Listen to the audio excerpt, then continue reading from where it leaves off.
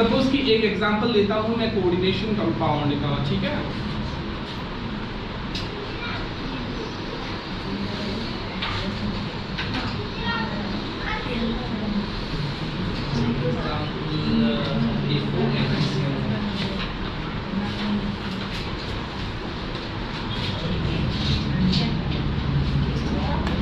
देखो देख ले एक बार में ही सबको समझा दूंगा, सबका डेफिनेशन एक बार में क्लियर हो जाएगा, घर पे जाके एक बार देखोगे खत्म। यहाँ पे एक सेंट्रल, ये जो इसको ओके पहले टर्म समझाता हूँ, ठीक है। ये जो ब्रैकेट है इसको हम लोग बोलते हैं कोऑर्डिनेशन स्फीयर। क्या बोलते हैं? कोऑर्डिनेशन स्फीयर, ठीक है। कोऑर्डिनेशन स्फीयर के अंदर में एक सेंट्रल मेटल एटम होता है एंड सेंट्रल मेटल एटम एक ही होता है एंड उसके साथ जो भी रहते हैं उसको हम लोग लिगेंड्स बोलते हैं। बताएंगे लिगेंड्स क्या है, सेंट्रल मेटल एटम क्या है, सब बताएंगे, ठीक है। ओके पहले बता लेता हूँ, एक काम करता हूँ। जैसे कि कोऑर्डिनेशन कंपाउंड वो जो एक्स एंड वाई यही पहले फिर से लेते हैं। यहाँ पे 8 इलेक्ट्रॉन पूरा के पूरा है, ठीक है। 1 2 3 4 5 6 7 8। यहाँ पे सपोज कि 6 इलेक्ट्रॉन है, तो ऐसे केस में क्या होगा, ये दिलों इलेक्ट्रॉन बीच में, ठीक है, बीच में।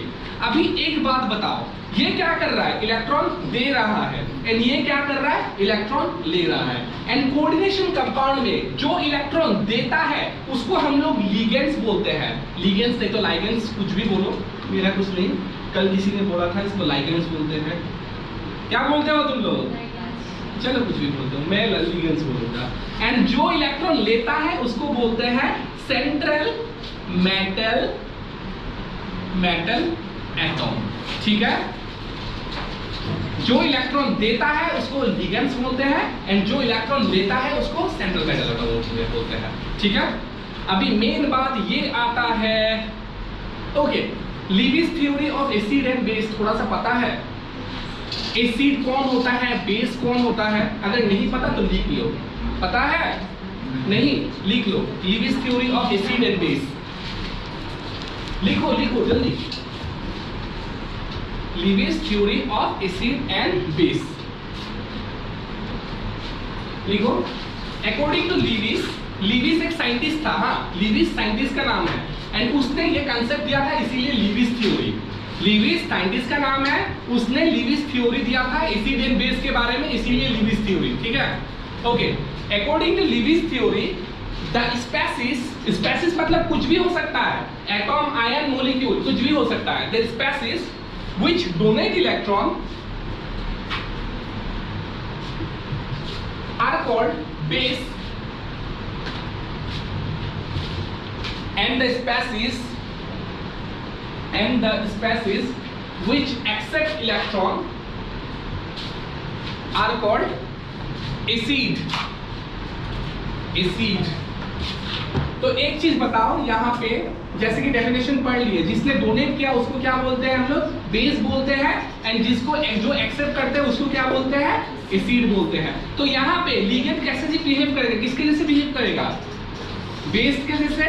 लेकिन याद रखना लीविस बेस का जैसे बिहेव करेगा, दूसरा बेस नहीं। अगर आर्हेनियस बेस दे दिया ऑप्शन में, आर्हेनियस बेस है तो आर्हेनियस बेस नहीं, Lewis base, there is a difference, ठीक है।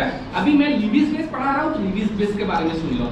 Lewis base deal with electron, ठीक है। तो ये मतलब कौन किसका जैसे बिहेव करेगा, लीविस बेस, पूछा जा सकता है, लिख लो साथ ही साथ। एंड ये किसके जैसे बिहेव करेगा, लीविस एसिड, ठीक है, लीविस एसिड।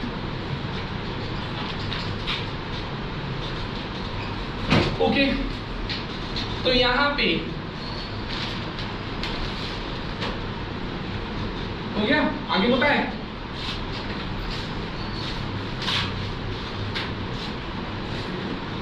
अच्छा आज से अपलोड होना शुरू होगा वीडियो, तुम लोग चैनल को सब्सक्राइब कर लेना, ठीक है। मतलब किसी का अगर कोई प्रॉब्लम से नहीं आ पा रहे तो तुम वीडियो देख सकते हो। तो ये एक कोऑर्डिनेशन कंपाउंड है। अभी लीविस समझ में आ गया ना चीज, लीविस एसिड, लीविस बेस समझ में आ गया।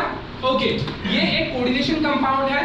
यहाँ पे कोऑर्डिनेशन स्फीयर के अंदर में एक सेंट्रल मेटल एटम होगा एंड उसका काम क्या होगा, इलेक्ट्रॉन लेना, एंड साथ में कौन होगा, लिगेंड्स होगा एंड उसका काम क्या होगा, इलेक्ट्रॉन देना। ओके, हम लोग अभी पहचाने कैसे कि कौन सेंट्रल मेटल एटम होगा। देखो सेंट्रल मेटल एटम तुम लोगों को बहुत बार बोला मैंने कि पीरियोडिक टेबल सीख लेना, आई होप सीख लिए, 2 बार मैंने समझा भी दिया, सीख लिया सारे लोग ने पीरियोडिक टेबल, तो सीखा नहीं अभी तक, कब सीखेगा रे?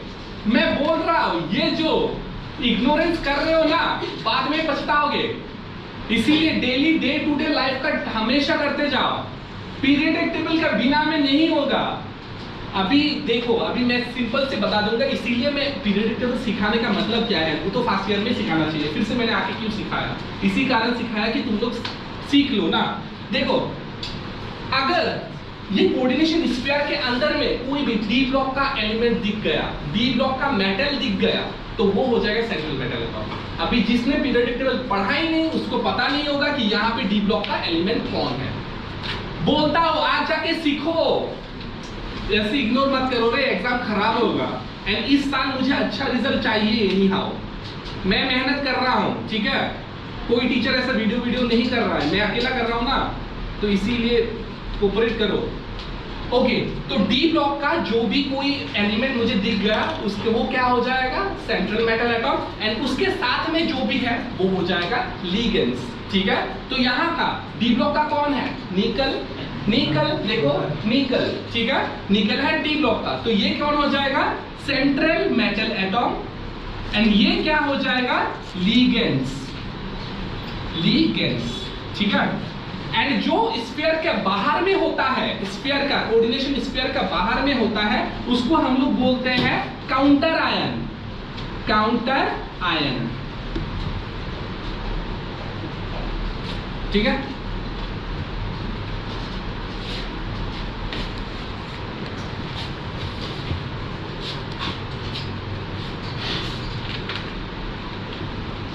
टर्म समझ में आ गया। अंदर में एक सेंट्रल मेटल एटम होगा एंड उसके साथ जो भी है उसको लिगेंड्स बुलाएंगे, एंड स्फीयर के बाहर में जो होगा उसको हम लोग क्या बुलाएंगे, काउंटर आयन, ठीक है। ओके,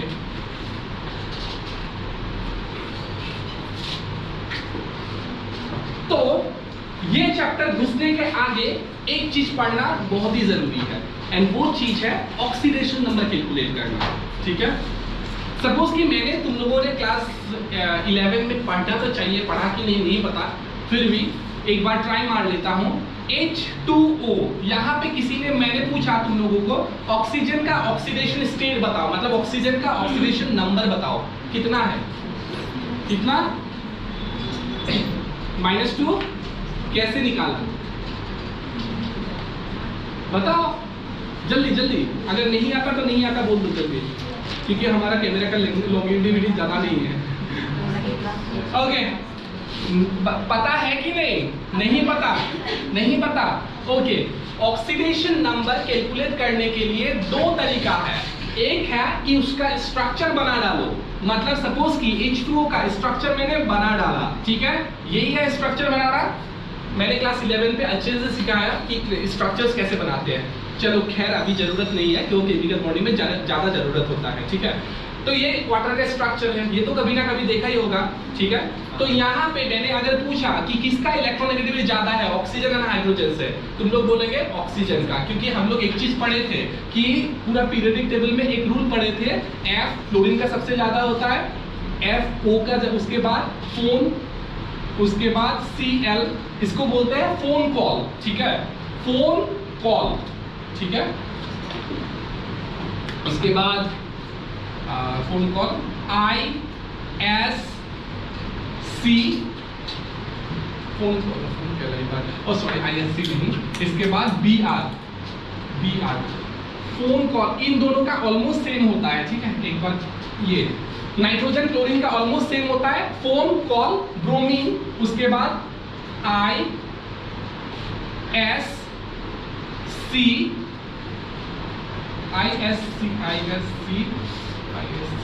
PH, इन लोगों का, तीनों का, ISC का तीनों का ऑलमोस्ट सेम होता है, ऑलमोस्ट सेम होता है, ISC इन लोगों का तीनों का सेम होता है। ओके, फ्लोरीन का सबसे ज्यादा, ऑक्सीजन का, उसके बाद इन दोनों का ऑलमोस्ट सेम होता है, उसके बाद Br आता है, उसके बाद ISC का ऑलमोस्ट सेम होता है, उसके बाद आता है PH फास्फोरस एंड हाइड्रोजन। ठीक है, इन दोनों का ऑलमोस्ट सेम होता है, लिख लो अगर नहीं पता तो। ठीक है, फोन इसको हम लोग याद रखते हैं, फोन कैलाइबर्ड ISCPH, फोन कैलाइबर्ड लिख देता हूं, फोन कैलाइबर्ड ISCPH। ठीक है, phone fluorine, oxygen, nitrogen, chlorine, उसके बाद iodine, S sulphur, carbon, PH मतलब फास्फोरस एंड हाइड्रोजन। ठीक है, ओके। तो यहां पे देखने से ऑक्सीजन का इलेक्ट्रोनेगेटिविटी हाइड्रोजन से बहुत ज्यादा।